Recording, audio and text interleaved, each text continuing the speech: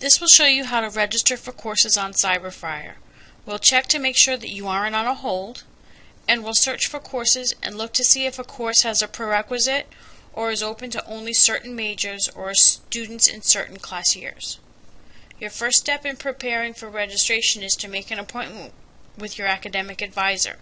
They will have your most current degree audit, so you'll know what courses and requirements you still have remaining to complete. Also, you will receive your registration alt pin from your advisor. Without this alt pin, you will not be able to gain access to the registration portion of Cyberfriar. We'll begin by logging in to Cyberfriar using your 9-digit banner ID number and your login pin, which is a minimum of 6 characters long.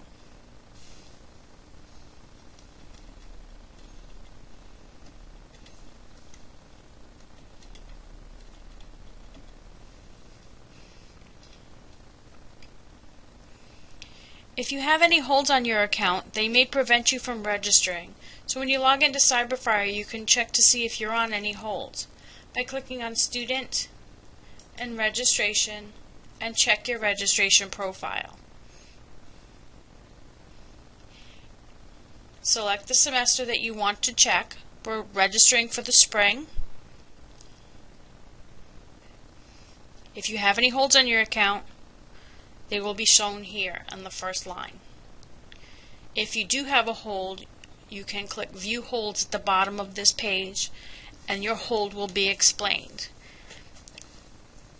It's imperative that you work swiftly to clear the holds before your scheduled registration date. Some holds can take up to 2 weeks to clear. This page also lets you know your class standing.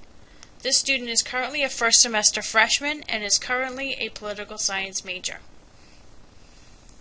When registration occurs in the fall for spring courses, all freshmen and sophomores will be pre-registered into their Civ courses for the spring.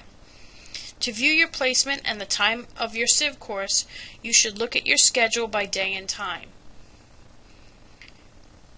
We do so by clicking on Registration at the top and clicking Student Schedule by day and time.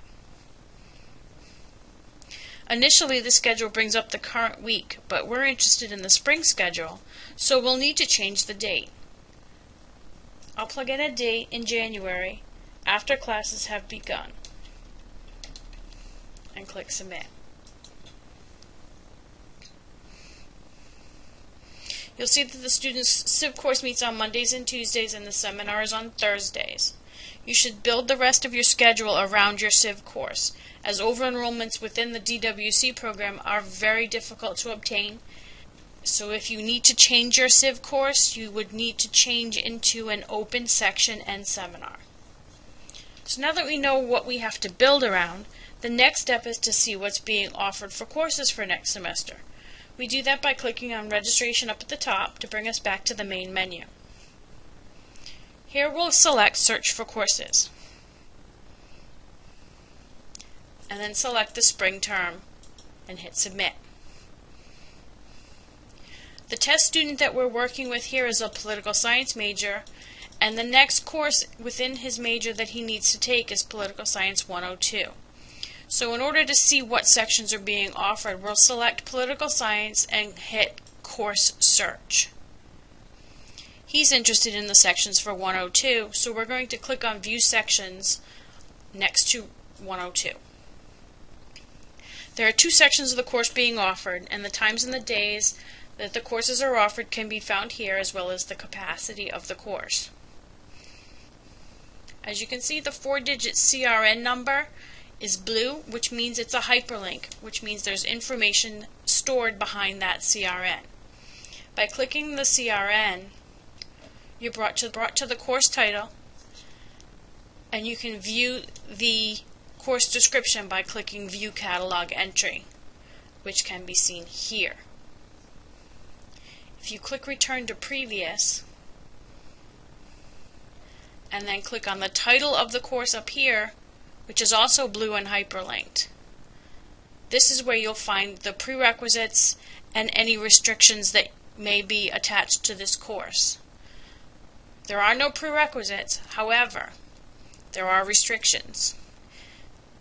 this tells you that you may not be enrolled in any of the following classifications.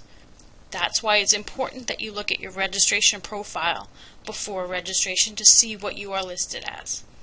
And we'll click Return to Previous, and then Return to Previous again, to bring us back to the listing of the courses.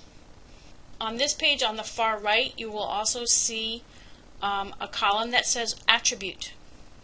For the classes of 14 and 15, this course fulfills the social science requirement. However, for the classes of 16, 17, and 18, this course fulfills the quantitative reasoning portion of our new core. If you're searching for courses before your course registration time, where this empty box is, there would be the letters SR, meaning the section is restricted from registration at this time.